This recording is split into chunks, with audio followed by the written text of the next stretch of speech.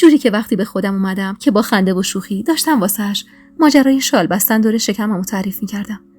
بهرام با خنده نگام کرد و گفت: میدونستی خیلی شیرین حرف میزنی؟ صدات یه جوریه آدم دلش میخواد هی به حرفات گوش بده. با صورتی که مطمئن بودم سرخ شده تو صندلی جابجا شدم. با خنده تکبوقی زد تا در حیاط واسمون باز بشه. حیاط بزرگی که چند تا درخت کاج سفید پوش شده وسطش بود. دوستای مهربونم، به کانال داستان‌های عاشقانه با سحر خوش اومدید. اگر تا اینجای داستان رو دوست داشتید ممنون میشم با لایک کردن و سابسکرایب کردن ما رو حمایت کنید و همینطور با زدن زنگوله کنار اون اولین نفری باشید که از داستان‌های منتشر شده کانال با خبر میشید.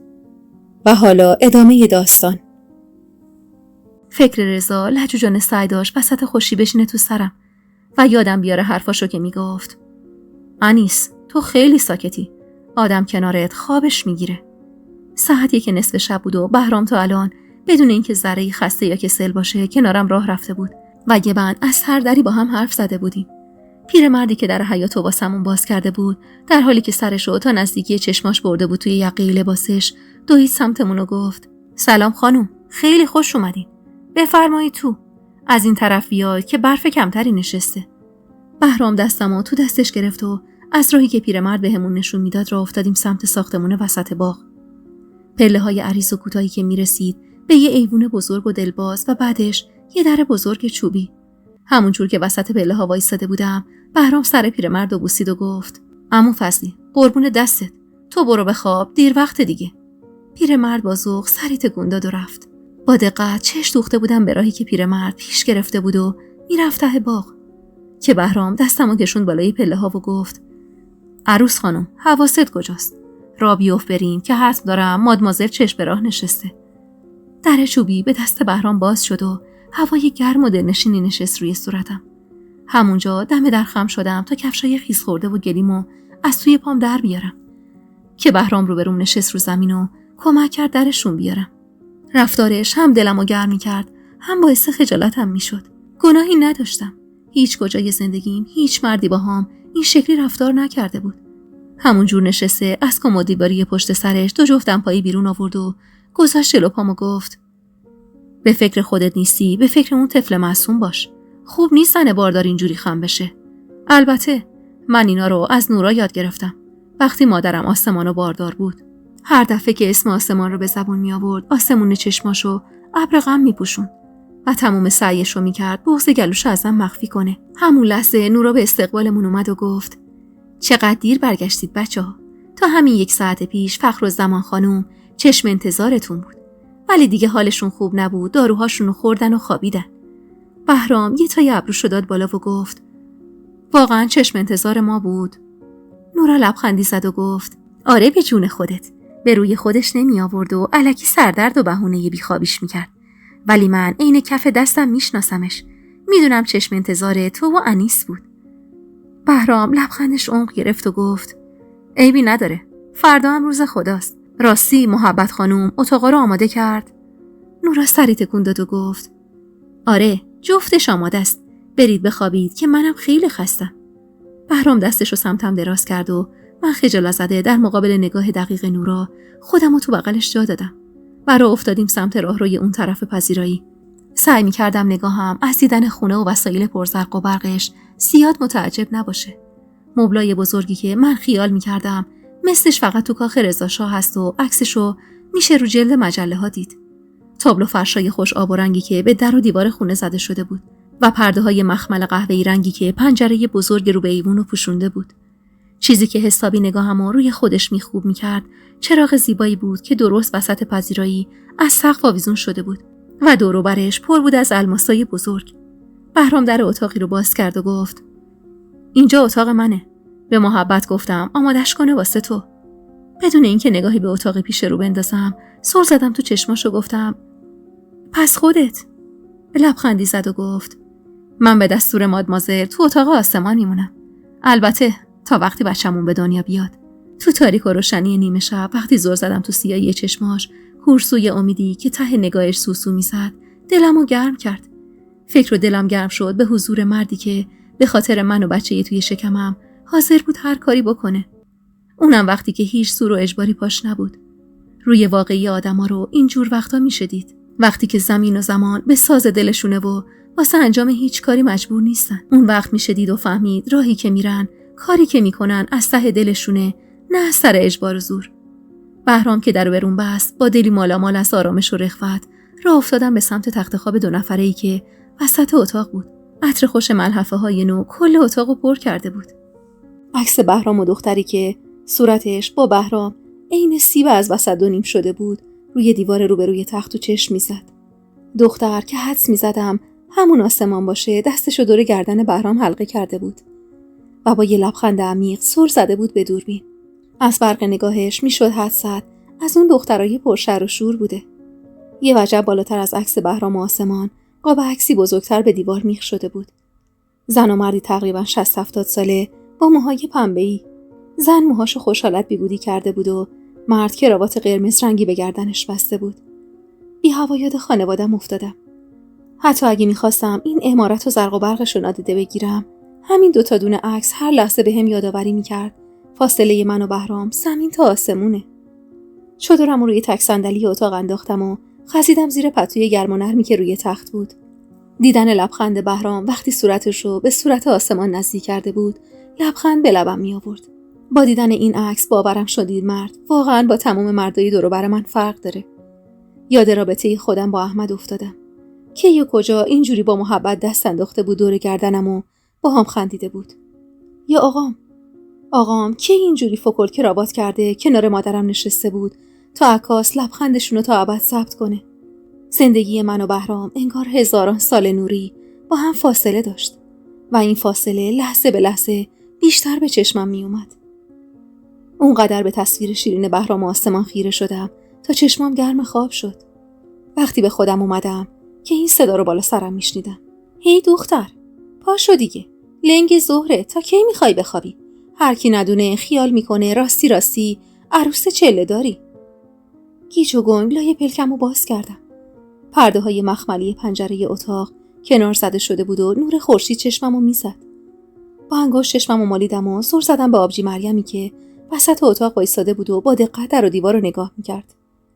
آروم گفتم: سلام آبجی، تو اینجا چی کار میکنی؟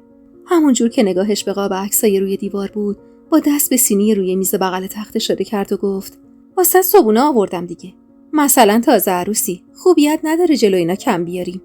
دیگه اونقدرش سرد و گرم روزگار رو چشیده بودم که حالیم باشه اومدن آبجیم به هوای من و حفظ آبروم نبوده. میدونستم بوی پول به دماغش خورده و میخواد راه باز کنه به این خونه. اخمامو درهم کردم و پتو رو با احتیاط از روی شکمم کنار زدم و از تخت خواب دل کندم و گفتم: یه جوری میگی جلوی اینا کم نیاریم، انگار که مثلا هیچ کس نمیدونه از کجا و چه ریختی شوهر کردم به بهرام. با دیدن اخمای درهمم لبخند خجلی زد و گفت: خب باشه حالا، ولی بازم بهتره ما رو دور و برت داشته باشی که خیال نکنم بی کس و کاری. به یاد روزی که خونه شریفه بی کس و غریب تنهام گذاشتن پوزخندی زدم که مرگم گفت: ببین دختر، بهرام دیگه این رضا نیست که بتونی این ریختی جلوش بگردی، یا این یارو اصیل زاده است. یه 4 دست لباس درست درمون بخر تنت کن، کم مال و منال نداره که. بی توجه به حرفاش که به لباسام اشاره میکرد بهش پشت کردم و از اتاق زدم بیرون. رفتار سردم و به روی خودش نیورد و پشت سرم راه افتاد. نزدیکای ظهر بود و صدای خنده بهرام و نورا از پذیرایی می اومد. خجالت زده از حضور آبجیم سرمو زیر انداختم و مظلوم رفتم پیششون و گفتم: سلام. نورا مهربون نگام کرد و گفت: به به عروس خانوم، سلام به روی ماهت. همونطور که نگاش میکردم خنده رو لبام نشست. بهرام تا نگاهش بهم افتاد از جا بلند شد و سمتم اومد و گفت: عزیزم، دیدم مرگم خانم اومده، تنهاتون گذاشتم. با حرفاش میخواست یه جوری تنها خوابیدنم و پیش چشم آبجی لاپوشونی کنه. اون روز آبجی در کمال پررویی صبحانه رو سر میز کنار ما خورد و با شوخی‌های بیجا و بی‌نمکش که سعی داشت باب رفاقت با نورا و بهرام رو باز کنه، منو خجل‌تر می‌کرد. بعد از صبحونه وقتی بهرام دستمو گرفت تا بریم دیدن فخرالزمان خانوم، کم مونده بود آبجی هم دنبالمون بیاد. هرسی نگاش کردم و از بین دندونایی به هم قفل شدم غریدم: آبجی، خیال نمی‌کنی رفتارت خیلی بده؟ اومدی نشون بدی که بیکس و کار نیستم. خب دست درد نکنه، نشون دادی. حالا برو دیگه لطفاً. بهرام ته راه رو سرش رو با گلدون بزرگی گرم کرده بود. آبجی دستپاچه نگاهی به دور و برش انداخت و وقتی خیالش از این که کسی حواسش بهمون نیست جمع شد، سگرمه‌هاشو در هم کرد و گفت: هان چیه؟ عروسه از ما بهترون شدی؟ میخوای بندازیمون دور؟ اون روزا که خون گریه میکردی از دست رضا و کاراش، آبجی از دهنت نمیافتاد. چی شد یهو ماها واسط کسر شن شدیم؟ تنم از حرفای بیخودی که میزد گور گرفت. هرسی بازوشو تو چنگ گرفتم و کشوندم سمت در و گفتم: اینا رو به خودت بگو. چرا وقتی یه نیتی که دستمال کثیف پرتم میکردن این ور و اون ور نیومدی سر وقتم؟ هان؟ چرا وقتی رضا افتاد زندان نگرانم نشدی؟ چرا وقتی بیوه شدم نیومدی سر وقتم؟ چرا وقتی مادر ولم کرد وسط حیاط خونه شریفه نگفتی انیس بیکس شده؟ چرا الان که همه چیز آروم شده پیدات شد؟ فکر کردی خرم؟ آره؟ نه خیر مریم خانم، اون انیس احمق و سادلو مرد. همون روزی که وسط حیاط خونه آقا مینا سلیت بازی رو انداختی واسه خاطر یه انگشتر زمرد، اون انیس ساده و مظلوم رو کشتی. نه فقط تو، همتون منو کشتید. وقتی چشم امیدم به یه مرد غریبه بود، در حالی که تو خونه آقام بودم، اون انیس ساده مرد و جاشو من گرفتم. فکر نکن حالا که شدم زن بهرام و به قول خودت بر خوردم تو خونه از ما بهترون، میتونی از بغلم چند تا لقمه چرب و نرم بکنی. یالا برو رت کارت. از حرص به نفس افتاده بودم و دستام میلرزید. نفهمیدم که صدام اونقدر بلند شده بود که بهرام و نورا ترسیده نزدیکم شدن. آبجی با دهن باز نگام میکرد. توی این مدت اونقدر از دست تک تکشون عذاب کشیده بودم که حتی اون نم اشک توی چشماش هم واسه یه لحظه پشیمونم نکرد. وقتی بی حرف و به حالت قهر از خونه زد بیرون، نورا کنارم وایساد و بهرام دنبالش دوید. نورا دستمو کشوند و کمک کرد بشینم روی مبل. صورتم خیس اشک بود که نورا گفت: چرا اونقدر به خودت فشار میاری انیس جان؟ هر چی بوده گذشته. تو الان فقط باید به فکر بچه‌ای توی شکمت باشی. با گریه نگاش کردم. چشمای خاکستری رنگ مهربونش نمناک شده بود. چند دقیقه‌ای طول کشید تا بهرام برگرده. نگران چش دوختم بهش. لبخند مهربونی زد و گفت: خوب قوقا پا کردی عروس خانم. خواستی گربه رو دم هجله بکشی؟ من یکی که دیگه جرئت نمی‌کنم بگم بالا چشمت ابرو. خجالت زده خندیدم و گفتم: ببخشید، نمیدونم یهو چرا اینجوری شدم. بهرام دستمو تو دستش گرفت و گفت: میخواستم ببرم دیدن مادرم، ولی میترسم آمادگیشو نداشته باشی. میخوای عصر بریم؟ دست باچه سرمو تکون دادم و گفتم: نه من خوبم. وقتی دوتایی راه افتادیم سمت اتاق فخرالزمان خانوم، نورا هنوز روی مبل تک نفره کنج پذیرایی نشسته بود و نگامون میکرد. ناخودآگاه از روبرو شدن با زنی که نه شب خواستگاری دیده بودمش نه شب عقد، تنم به لرزه افتاد و اگه دستم تو دستای گرم بهرام نبود قالب توهی میکردم. بهرام که بعد از تک ضربه‌ای درو باز کرد، نفسمو تو سینه حبس کردم و خیره شدم به پیرزن نحیفی که روی تخت دراز کشیده بود و نگاهش به قاب عکس کنار تخت بود. همون تصویر شیرین لبخند آسمان کنار بهرام. با فشار آرومی که بهرام به دستم آورد به خودم اومدم و پشت سرش وارد اتاق شدم. بهرام با ورودمون گفت: سلام مادر. با انیس اومدم دستبوست. دست باچه لبخندی زدم. فخرالزمان حتی سرشم تکون نداد واسه دیدنمون. لبخندم که برچیده شد، بهرام مهربون چشماشو باز و بسته کرد تا به هم بفهمونه ناراحت نشم. دستمو کشوند و کنار خودش لبه تخت نشوند. فخرالزمان خانوم یه پیراهن گشاد دودی رنگ تنش بود و پتو روی پاهاش کشیده بود. پوست صورتش پر از چین و چروک بود. وزیر چشماش قد یه بند انگشت فرو رفته بود. موهای سفید و بلندش که مرتب و تمیز دو طرف سرش بافته شده بود، صورتشو با نمک‌تر می‌کرد. تصویری که ازش توی ذهنم ساخته بودم یه زن مستبد و زورگو بود که به محض دیدنم ته اعصاشو زمین میکوبه و هوار میزنه و میگه: این دختره لقمه دهن ما نیست. ولی این پیرزن رنجور و غمدیده‌ای که اینجوری توی تخت شنبره زده بود هیچ شباهتی با اون فخرالزمان توی خیالم نداشت. بهرام خم شد و دستای استخونی پیرزن رو توی دستش گرفت و گفت: میدونم بزرگترین آرزوت دیدن عروسی من و آسمان بود. میدونم با هم قهری، ولی مطمئنم الان ته دلت از اومدن انیس شاد شده. زور زده بودم به صورت بیرمقش که حاضر نبود حتی واسه لحظه‌ای چشم از قاب عکس آسمان برداره. خوب که نگاش میکردم چشمای بهرام خیلی شبیه مادرش بود. تو همین افکار بودم که بهرام ادامه داد: بس نیست این همه سال قهر. به خدا منم قد تو عذاب کشیدم. به خدا پشیمونم مادر. ولی دستم به جایی نمیرسه. اگه میدونستم اینا به سرمون میاد، به گور 7 جدم میخندیدم مخالفت کنم. فخرالزمان چشماشو با درد روی هم فشار داد و قطره اشکی همزمان چکید رو گونش. فضای تاریک و گرفته اتاق. غم تو نگاه فخرالزمان. بغض صدای بهرام. همه با همه دست به دست هم دادن تا بغضی که بعد از دعوا با آبجی مریم نشسته بود تو گلوم بشکنه. بهرام کماکان رو به مادرش میگفت: مادر، به خدا الان وقتشه بشکنی این سکوت چند ساله رو. نه به خاطر من، به خاطر عروست. با پشت دست اشکامو پاک کردم و منتظر نگاش کردم. معلوم بود غم از دست دادن آسمان اونقدری عذابش داده که با وجود این که صورتش خیس اشک بود، بازم حاضر نبود جواب بهرامو بده. بهرام کلاف دستی به موهای لختش کشید و از جا بلند شد و دستشو سمتم دراز کرد. بی حرف از اتاق زدیم بیرون. نورا نگران طول و عرض راهروی جلوی اتاقو طی می‌کرد و تا چشمش به ما افتاد دوید سمتمونو گفت: چی شد؟ حرفی زد؟ بهرام ناامید سری تکون داد. نورا که رفت سمت اتاق فخرالزمان، دست بهرامو تو دستم گرفتم. روز اولی که دیده بودمش خیال می‌کردم بی‌غم‌ترین آدم دنیاست. آروم زیر لب گفتم: بهرام، بهش فرصت بده. معلومه خیلی قصه می‌خوره. غمزده نگام کرد و گفت: 7 سال بس نیست. میترسم انیس. میترسم یه چیزیش بشه و دستشو کشوندم سمت اتاق و گفتم: نه، نفوس بد نزن. شاید با اومدن من دلش به رحم بیاد. هان. خندید و خودشو انداخت روی تخت و گفت: مطمئنم پا قدمت خیره. وقتی دراز کشید رو تخت و دستاشو دو طرف سرش گذاشت، کنارش نشستم و گفتم: بهرام، چرا رفتی دنبال آبجی؟ نگاهشو چرخون توی صورتم و لبخند زد و گفت: میدونی چی انیس؟ من 7 ساله دارم عذاب میکشم. 7 ساله که مادرم یک کلمه هم با هم حرف نزده. من بهتر از هر کسی میدونم درد قهر و غضب کردن چقدر عمیقه. دوست ندارم سر هیچ و پوچ با خانوادت قهر کنی. ناراحت انگشتامو به بازی گرفتم و گفتم: هیچ و پوچ نبود بهرام. هیچ کدومشون توی این مدت پشتم در نیومدن. حالا که زن تو شدم خیال میکنن میتونن از قبل من به یه نون و نوایی برسن. از جا بلند شد. روبروم نشست و گفت: میدونم. حق میدم بهت.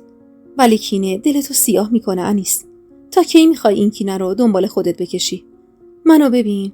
خیال میکردم اگه با اون یارو مخالفت کنم آسمان کوتاه میاد و همه چیز درست میشه. در حدمون نبود. لیاقتشو نداشت. ولی اگه مخالفت نمیکردم بهتر بود. شاید بعد چند سال پشیمون میشد و با یه بچه برمیگشت پیشمون. ولی زنده میموند. پدرم دق نمیکرد و مادرم مریض نمیشد. منم هر شب با عذاب وجدان سر و بالش نمیذاشتم. ناراحت دستشو تو دستم گرفتم که لباش به خنده وا شد. میدونستی تو اولین کسی هستی که من میشینم باهاش درد و دل میکنم. خندیدم تا بغض توی گلوم از بین بره. که ادامه داد: نظره در مورد یه معسل چند ماهه چیه؟ چشمم از تعجب گرد شده بود و گفتم: چند ماه؟ چرا؟ کجا؟ خندید و چرخی سرش رو بالشم گذاشت و گفت: یه جور توفیق اجباری. چون خانواده‌ات آدرس اینجا رو دارن نمیشه زیاد اینجا مون. یعنی میترسم بی هوا بیان و دستمون رو بشه. بریم تا بچه به دنیا بیاد بعد برمیگردیم. گفتم: پس بقیه چی؟ مادر، نورا. مهربون نگام کرد و گفت: اگه بخوای همگی میریم. با ذوق نگاش کردم. توی اون شرایط هیچ قده سفر و دور شدن از این شهر نمیتونه آرومم کنه. 3 روزی طول کشید تا نورا تونست فخرالزمان رو راضی کنه همراهمون بیاد سفر. قرار بود بریم شمال توی خونه جنگلی که بهرام خیلی با آب و تاب ازش تعریف میکرد. این که هر روز صبح با ذوق از خواب بیدار میشدم و دیگه نیازی نبود با شال دور شکممو ببندم و از کسی بترسم. بهترین حس دنیا بود واسم. اواسط بهمن ماه بود. نورا سخت درگیر جمع و جور کردن بساط سفر بود. شال پشمی که واسم بافته بود رو روی شونه ها انداخته بودم و بالا سرش وایساده بودم. به جعبه چرخیاتی گوشه انباری اشاره کرد و گفت: اینم ببریم. بهرام همونجور که دست به کمر وایساده بود قهقه زد و گفت: مادمازل، مگه داریم میریم سفر قندهار؟ برمیگردیم دیگه. اون واسه چی آخه؟ نورا شب شب نگاش کرد و گفت: میخواستم واسه بچم لباس بدوزم. تو همین مدت کم دیگه کاملا نورا رو شناخته بودم. زنی که به عشق فخرالزمان مجرد مونده بود تا بتونه ندیمش بمونه. خجالت زده شال روی شکمم کشیدم. بهرام شیطون نگام کرد و گفت خوبه والا، نیومده جای منم گرفته. نورا در جواب بهرام گفت بسه، کم حرف بزن پسر. پاشو اینا رو جاگیر کن تو ماشین تا فردا راه بیفتیم دیگه.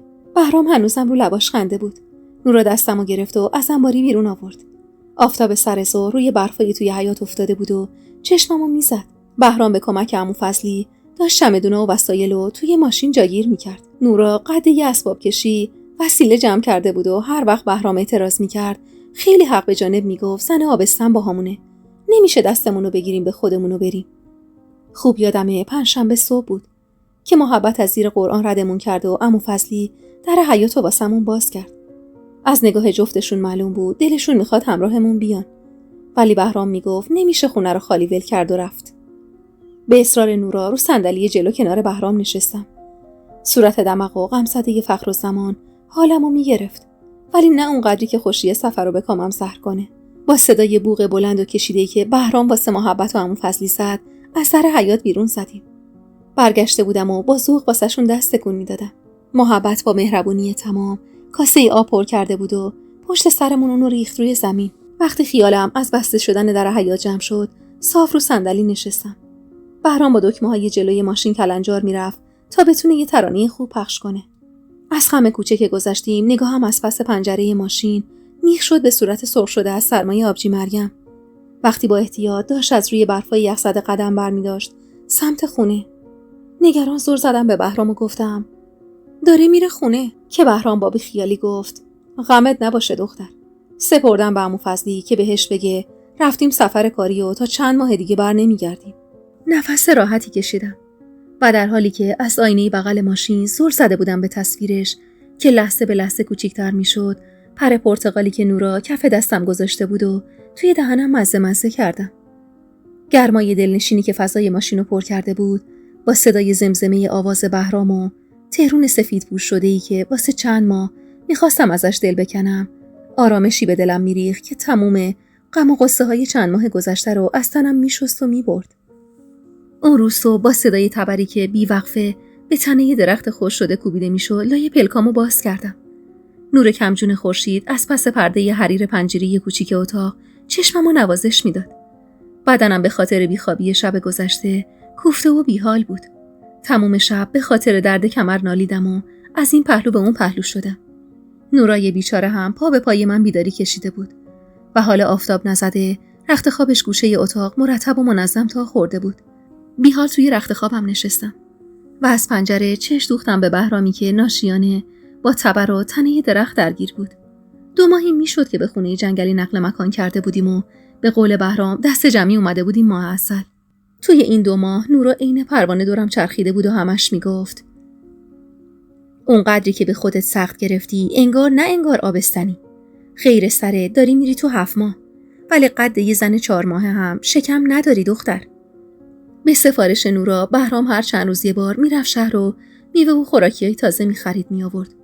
توی این مدت هر چقدر سعی کردم با فخرالزمان ارتباط برقرار کنم بیفایده بود. نه که بگم با هم بد رفتاری میکرد، نه اصلاً، ولی خب انگار کسی رو جز نورا نمیدید و نمیشناخت. دیگه سکوتش رو قبول کرده بودم. بوی چوب بارون خورده رو توی ریه‌هام کشیدم و لبخند زدم. این خونه جنگلی و آدماش، بوی سبزه و درخت و چوب بارون خورده، صدای پرنده‌های سر صبح و آواز محلی دست و پا شکسته بهرام که از مردای بازار یاد گرفته بود. همه با همه به یادم می آورد که چقدر دنیام عوض شده. این که با هر تکون بچه‌ای توی شکمم با ذوق لبخند می‌زدم و پشتبندش نورا دستش رو شکمم می‌ذاشت و واسه سلامتیش دعا می‌کرد. اینا همه منو یاد اون روزایی مینداخت که از ترس شریفه و خانواده‌ام حاضر نبودم یه لقمه نون تو دهنم بذارم که مبادا بچه زیادی رشد کنه و رسوا بشم. هر چقدر غرق آرامش و خوشی می‌شدم بازم یاد اون روزای تلخ از ذهنم پاک نمی‌شد. غرق فکر و خیال بودم که در اتاق بی هوا باز شد و قامت بلند بهرام تو چارچوب در ظاهر شد. نکنه بیدارت کردم. هی به این نورا خانم میگم الان انیس خوابه، بذار بعد هیزم بشکنم. میگه نه، بخاری هیزمش تموم شده. بفرما، خوب شد حالا؟ با خنده نگاش کردم. کل لباساش گلی شده بود و روی موهای مشکی و لختش جای انگشتای گلیش مونده بود. که نورا گفت کم غر بزن پسر. این زن تا صبح از در چش رو هم نذاش. میترسم بچت هم به خودت رفته باشه و عجله کنه واسه اومدن. دیگه عادت کرده بودم به حرفای نورا. جوری حرف میزد که گاهی خودمم باورم میشد بچه‌ای توی شکمم از بهرامه. بهرام با چشمایی که از ذوق برق میزد نگام کرد و گفت ایشالله به خودم بره زودتر بیاد. چیه اون تو تنگ و تاریک؟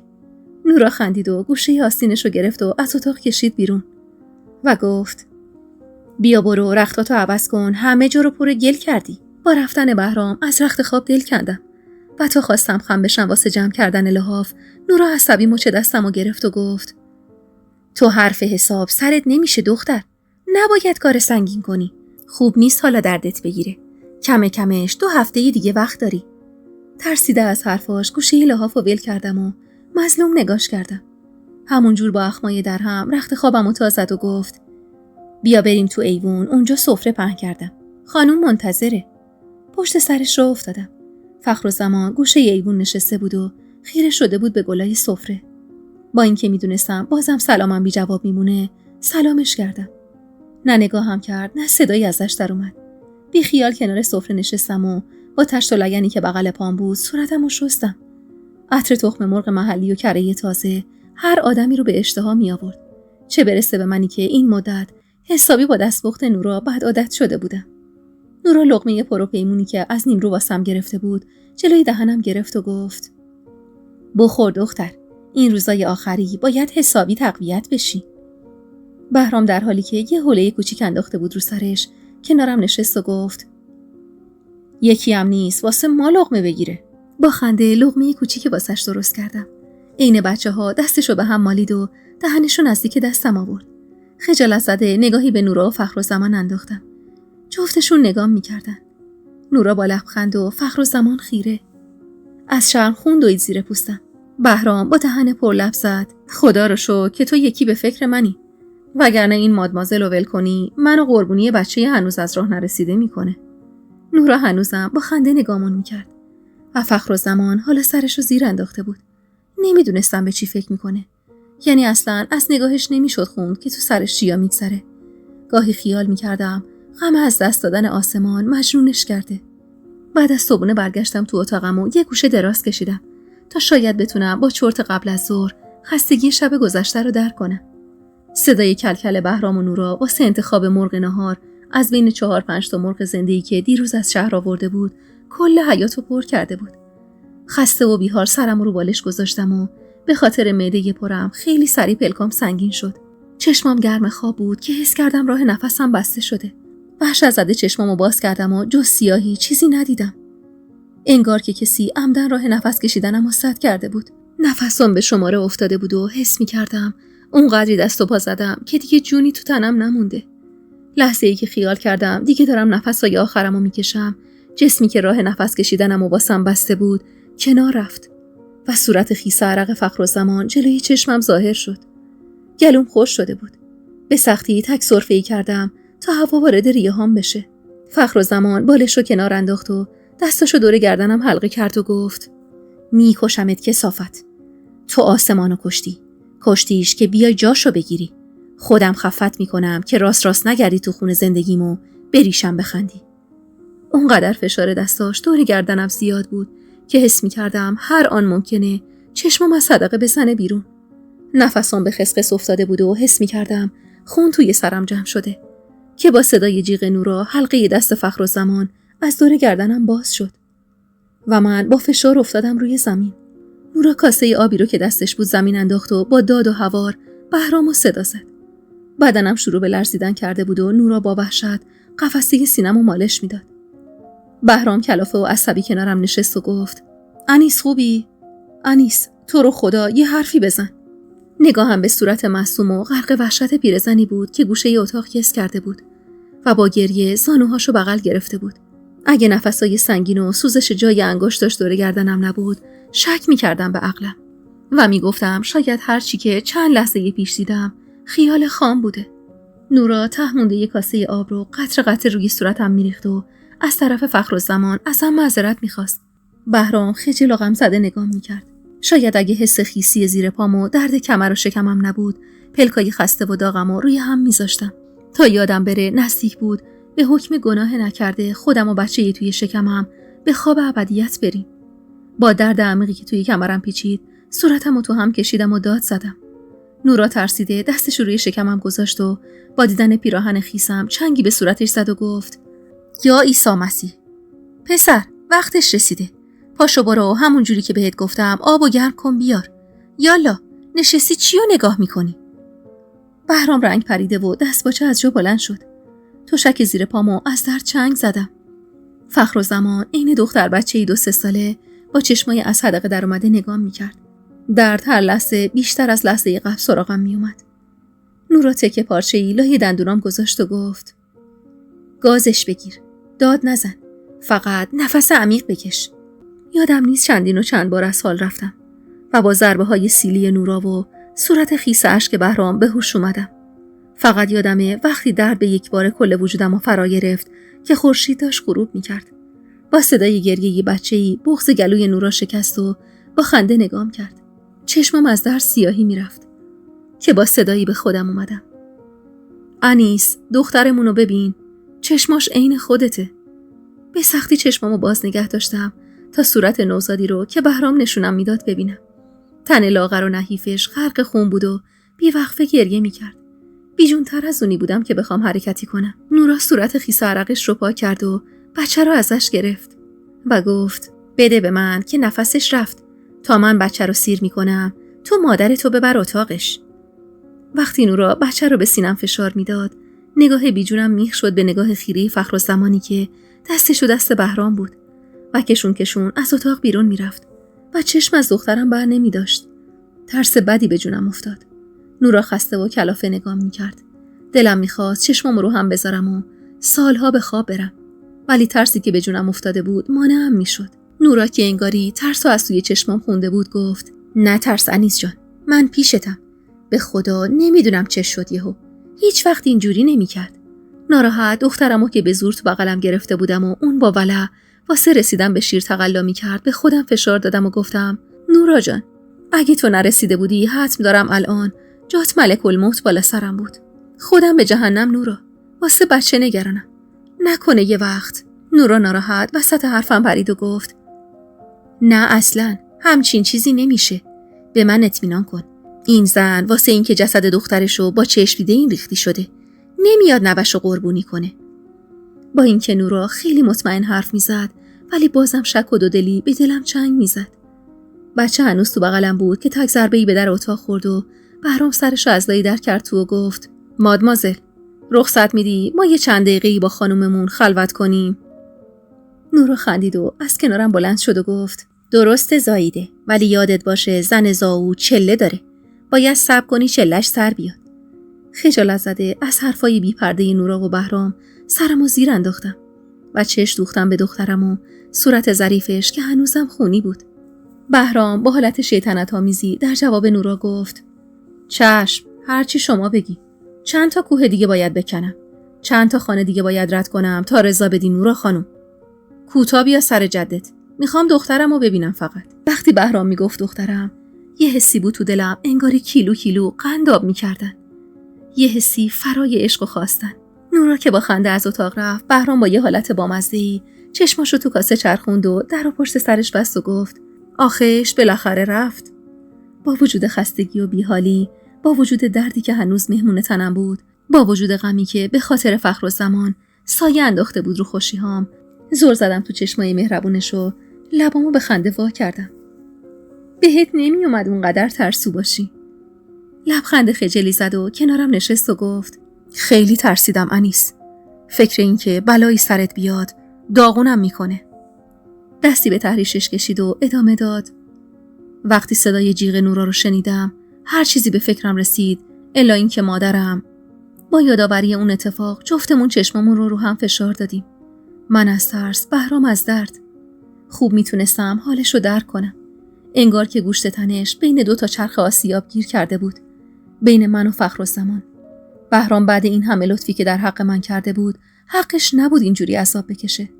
دستشو تو دستم گرفتم و گفتم عیبی نداره، بهش فکر نکن. مادر مریضه، حالش دست خودش نیست. وقتی سرشو زیر انداخت و حتی روی اینو نداشت نگام کنه، کم مونده بود قلبم از غمش بترکه. دستشو به صورت دخترم نزدیک کردم و لبخند زدم و گفتم نمیخوای بغلش کنی؟ دیدی این خودت عجوله؟ چشماش ستاره بارون شد و لبای باریکش تا امتداد صورتش کش اومد.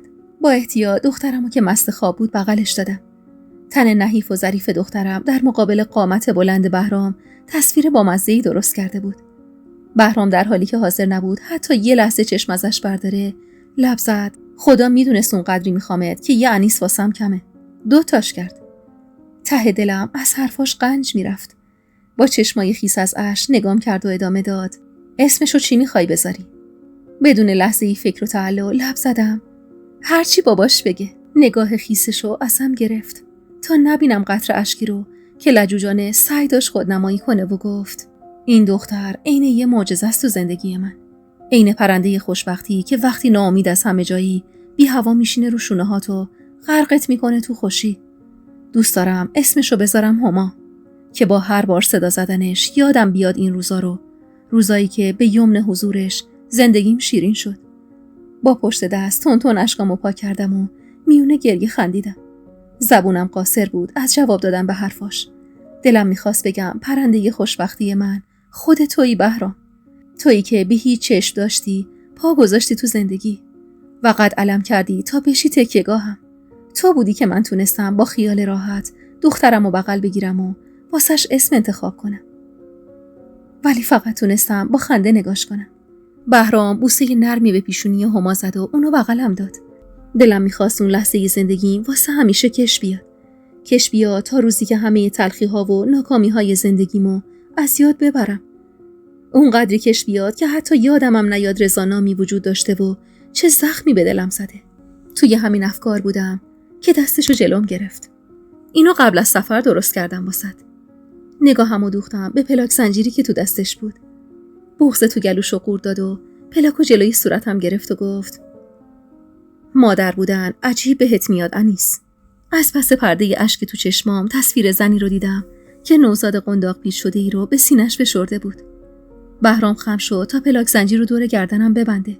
حسی که اون لحظه داشتم یه حس عجیبی بود که تا حالا تو زندگیم تجربه نکرده بودم.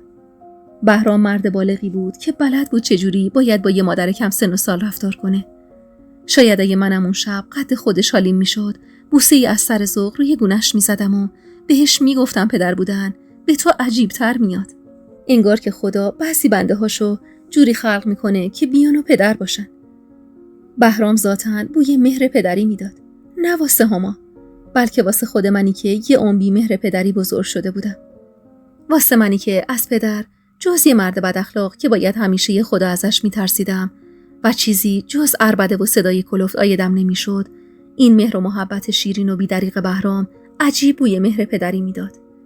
من اون لحظه به هما و بخت بلندش غبطه خوردم و با خودم عهد کردم مادری باشم که یه روزی دخترم نخواد دنبال مهر مادری تو وجود کس دیگه‌ای بگرده. آروم گفتم بهرام ازت ممنونم. دستی به چشماش کشید تا اشکاشو پس بزنه و گفت بابت همه چیز، بابت اومدن تو زندگی. خندید، از اون خنده های از ته دلی که دلم ضعف میرفت فراش، و آروم گفت شاید تو اولین معشوقی باشی که به خاطر عشق از عاشقش تشکر میکنه. طول کشید تا بتونم حرفاشو حذف کنم، تا بفهمم عاشق کیه، معشوق کیه، اصلا عشق چیه. وقتی منظورشو گرفتم که نورا بی هوا در اتاقو باز کرده بود و با بهرام کلکل میکرد و میگفت اون چند لحظه خلوت تموم نشد، پاشو برو بیرون، میخوام اینجاها رو تمیز کنم. نگاهم میخ چشمای بهرام بود که برق عجیبی داشت.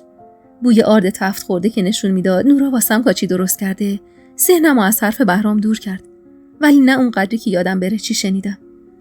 ماه اول بهار رو به اتمام بود که نورا رخصت داد از کلبه جنگلی دل بکنیم و برگردیم تهران.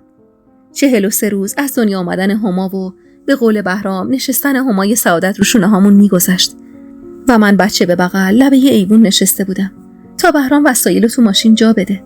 تو این مدت حتی واسه ثانیه‌ای هم هما رو از خودم دور نمی‌کردم.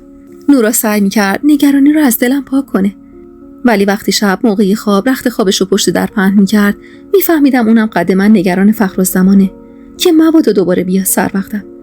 نزدیکای ظهر بود که کلبه خالی از وسیله شد و بهرام خبر داد میتونیم راه بیفتیم. انگار که یه گوشه از دلم گیر کرده بود لابلای دیوارای چوبی کلبه جنگلی، جایی که بهترین خاطرات زندگیم توش رقم خورده بود. وقتی رو صندلی ماشین جا خوش کردم، بغض چنگ انداخت به گلوم. شاید از ترس برگشتن به تهران و روبرو شدن با خانواده‌ام بود.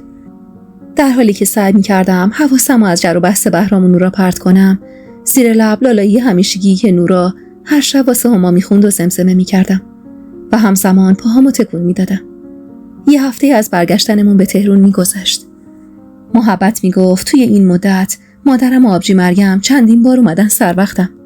میگفت حسابی ازم شاکی و دلخور بودن که چرا بی هوا ولشون کردم و رفتم. صدای داد و فریاد بهرام کل خونه رو پر کرده بود.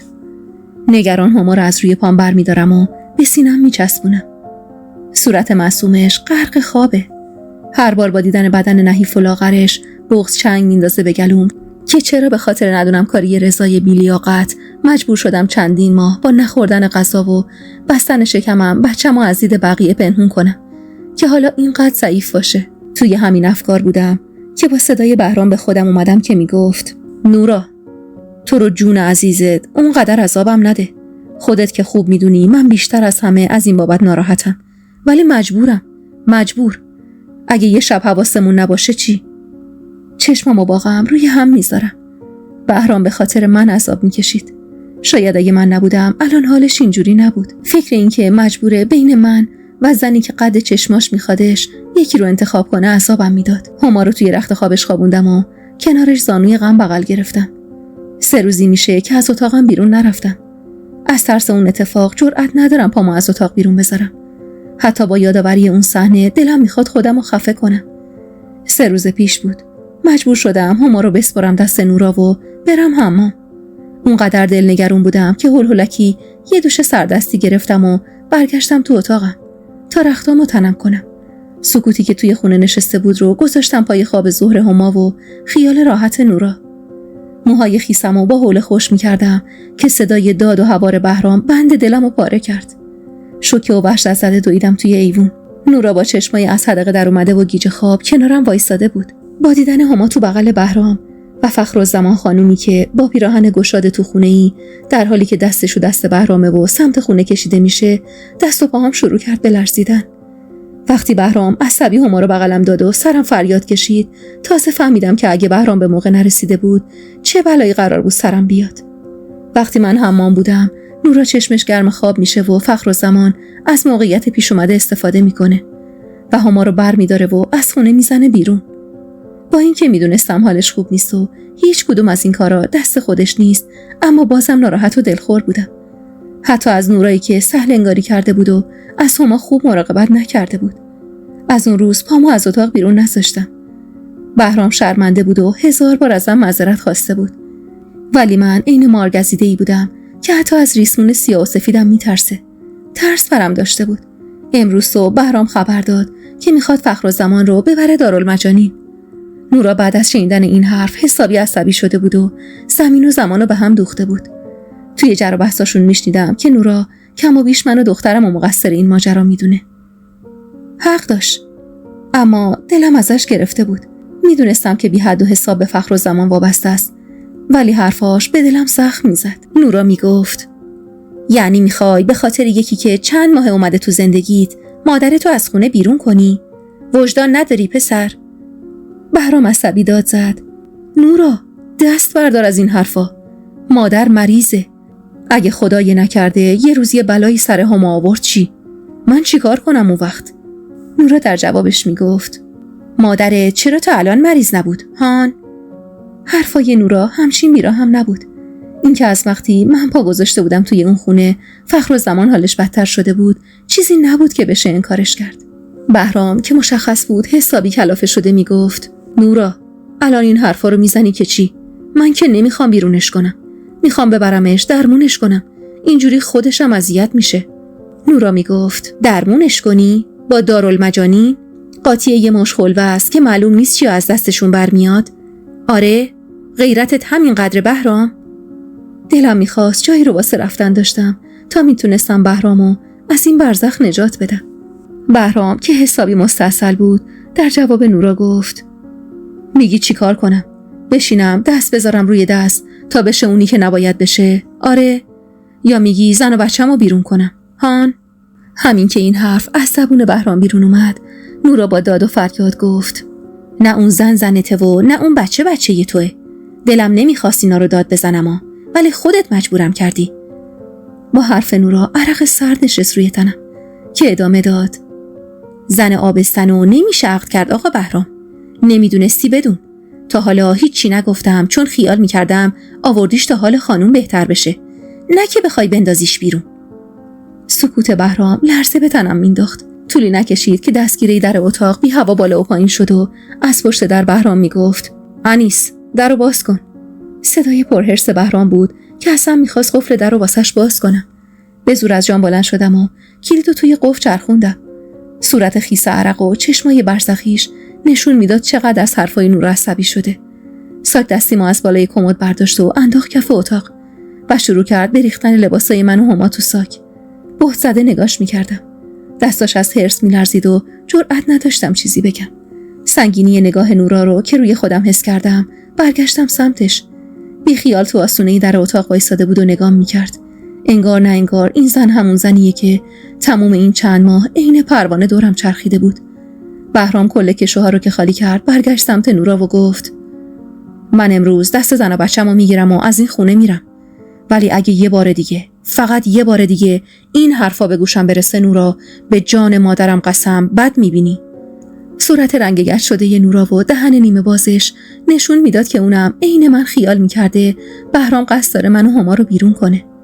وقتی با دقت هما رو از تو رخت خوابش برداشت و دستمو گرفت و کشون سمت اتاق آسمان، نورا هنوزم همونجا کنار در وایساده بود و نگام میکرد. بهرام هما رو بغلم داد و از تو اتاق تمام رخت و لباسای خودش و هر چیزی که لازم داشت و برداشت. تمام زندگی ما 3 نفر خلاصه میشد تو 2 تا ساک دستی. دلم نمیخواست بهرام به خاطر من پشت پا بزنه به زندگی و مادرش. اون لحظه اونقدر غم و غصه و بغض چنگ انداخته بود به گلوم که حتی حاضر بودم به خاطرش برگردم خونه آقام و بگم این بچه ی رضاست. حلقه دستای بهرام که دور بازون تنگتر شد، ناچار پشت سرش قدم برداشتم. وقتی بچه به بغل کنار بهرام توی ماشین نشستم، نورا از پنجره اتاق نگاهمون میکرد. حرفش دائم توی سرم تکرار میشد: این که عقدمون به خاطر آبستن بودن من باطله. تموم این مدت دلم خوش بود به بودن بهرام، به این که هست و با تکیه بهش میتونم بچه‌مو بزرگ کنم. اما حالا با شنیدن این حرفا حس میکردم پشتم خالی شده. اما فضلی که درو باز کرد تا از حیاط بریم بیرون، بهرام عصبی و کلافه سری واسش تکون داد و پاشو گذاشت روی گاز. از ترس و نگرانی اشکام دونه دونه روی گونه‌هام میریخت. بدون فکر کردن لب زدم: حالا باید چیکار کنیم؟ راستی عقدمون باطله بهرام. یه وقت لجش نگیره بره با آقام اینا بگه. بهرام عصبی ضربه روی فرمون ماشین زد و از لای دندونای قفل شدش غرید: انیس، سر جده تو دیگه این حرفا رو نزن. این همه مصیبت نکشیدم که تهش بگن زنت حلالت نیست. با سرانگشت اشکی که چکید روی گونه‌مو گرفتم و چش دوختم به هما و آروم گفتم: ببخشید بهرام جان، نمیخواستم سرت داد بزنم، ولی به خدا حالم خرابه. دلم واسه بغض صداش آتیش میگرفت، واسه رگه های دست حلقه شدش دور فرمون ماشین که از حرص برآمده شده بود، واسه نبض گردنی که تندتر از حد معمول میزد. بهرام تو این مدت کم مردونگی خرجم نکرده بود. این که من تا الان با خیال راحت هما رو بغل گرفته بودم، این که شبا با دل خوش سر روی بالش میذاشتم، همه دلیلش حضور پرمحبت و بی‌دریغ بهرام بود. ولی حالا میدیدم حضور من و هما چه تأثیر بدی رو زندگیش گذاشته. دیگه خوب میدونستم بهرام چقدر به فخر و زمان وابسته است و خاطرش رو میخواد.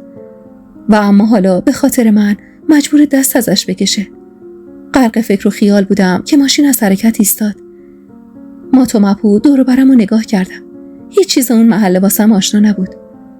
بهرام آروم گفت: انیس، مجبوریم که چند وقتی رو اینجا سر کنیم تا بتونم یه خونه باب میل دست و پا کنم.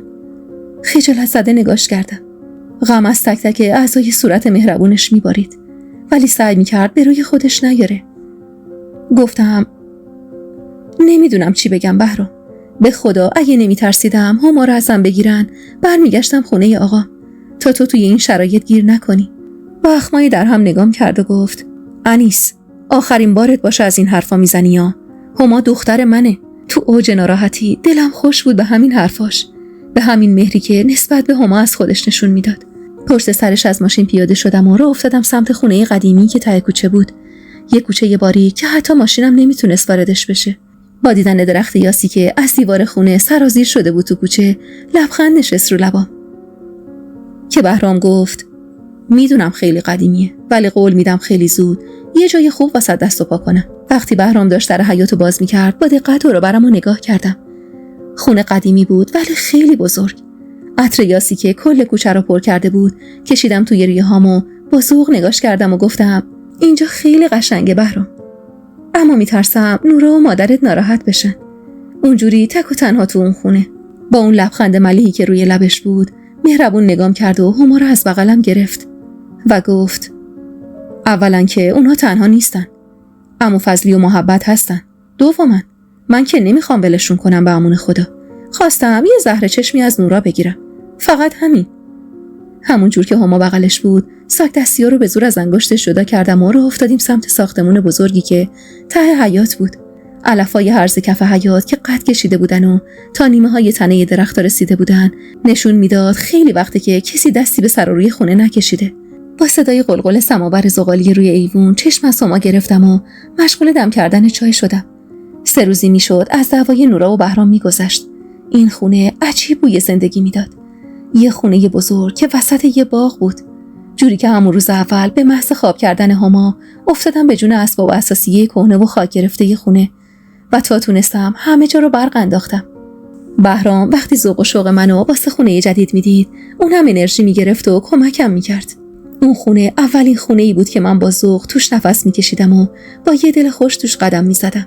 اون روز وقتی بهرام ناامید از حیات در هم بر هم خونه خودش رو ولو کرد روی مبلای گرد و خاک گرفته و گفت که باید از عمو فضلی کمک بگیرم، ته دلم لرزید که مبادا عمو فضلی با اومدن به این خونه پای نورا و فخر و زمان رو هم به اینجا باز کنه. بهرام که انگار همه ی حرفامو از تو چشمام میخوند ته دلمو قرص کرد که نورا اهل این کارا نیست و قصدش از اون حرفا فقط منصرف کردن بهرام از بردن مادرش به دارالمجانین بوده.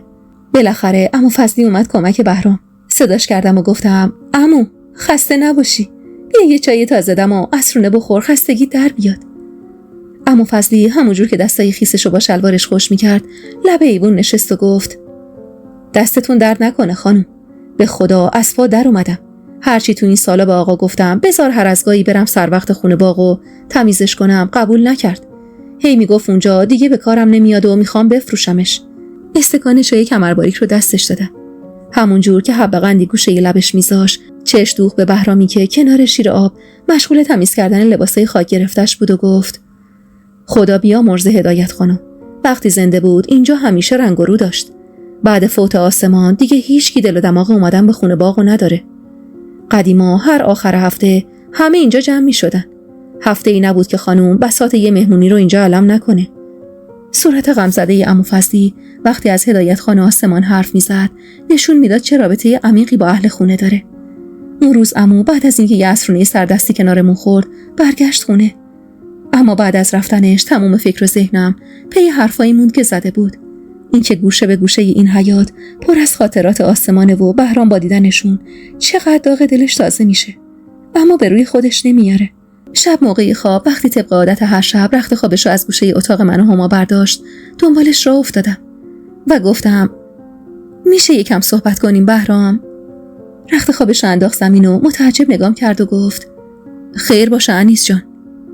کنار رخت خوابش نشستم و اونم به تبعیت از من نشست. گفتم راستش بهرام من این خونه رو خیلی دوست دارم، یعنی تا قبل از اومدن عمو فضلی دوست داشتم. دست باچه پرید وسط حرفم و گفت انیس خیال تخت، نورا نمیاد سر وقتمون، اصلا اینجور آدمی نیست. لبخندی زدم و انگشتامو به بازی گرفتم و گفتم نه واسه اونش نمیگم، راستش عمو گفت که قدیما تو این خونه باغ چقدر رفت و آمد بوده. اینکه بعد از فوت هدایت خانه آسمان دیگه دوست نداشتی بیای اینجا و میخواستی بذاریش واسه فروش. اما حالا به خاطر ما مجبوری توش زندگی کنی. دلم نمیخواد با یادآوری خاطرات خوش گذشته هر لحظه عذاب بکشی. واسه چند لحظه مات و مبهوت نگام کرد و گفت تو نگران منی انیس؟ سر تکون دادم. لباش به خنده باز شد و گفت انیس، من یه زمانی از این خونه فراری بودم، چون همه جاش پر بود از خاطرات خوش با خانواده‌ای که همه حسرتشو می‌خوردن. ولی بعد اون اتفاق زندگیم سیاه شد. پدرم دق کرد، مادرم مریض شد. من موندم و یه عذاب وجدان که تموم مدت دنبالم بود. آدما وقتی تو روزای تلخ زندگیشونن از خاطرات خوش و شیرین گذشته فرار میکنن که یادشون نیاد یه زمانی چقدر خوشبخت بودن و حالا چقدر بدبختن. بغض بدی با حرفاش نشست گنج گلوم. دلم واسه قلب مهربونش که اینطور غم روش نشسته بود میسوخت. نفس عمیقی کشید و سر زد تو چشمام و ادامه داد. ولی انیس، من الان خوشبختم. تو رو دارم، هما رو دارم.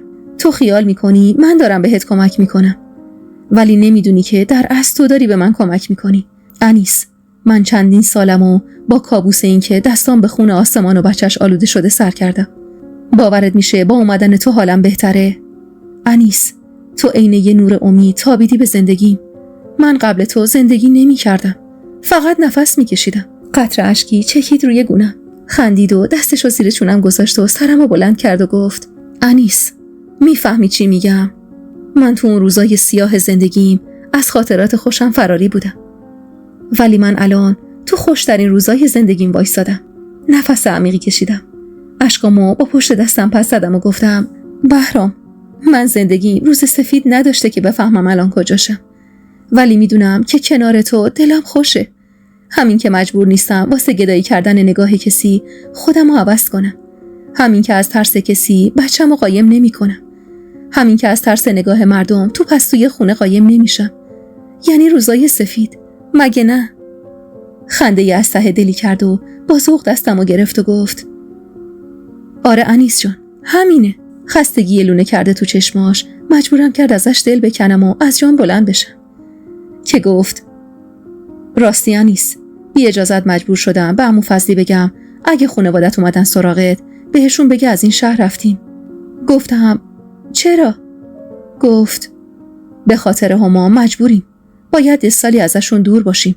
فقط این وسط تو از جشن عروسی برادرت بی‌نصیب میشی. با تعجب نگاش کردم و گفتم جشن احمد؟ کی؟ با کی؟ شونه‌ای بالا انداخت و خندید و گفت نمیدونم والا. آبجید به محبت بانو گفته بود، انگاری که با دختر همسایه سر و سری داشته و خانواده دختره میفهمن و حسابی علم شنگه را میندازن. آخر همین ماه عروسیشونه. از تعجب ابروهام پرید هوا. این که احمد با دختر همسایه سر و سری داشته رو هیچ جوره نمیتونستم حس کنم. اما وقتی یهو فکرم پی معصومه رفت، بند دلم پاره شد و گفتم وای، نکنه معصومه بوده.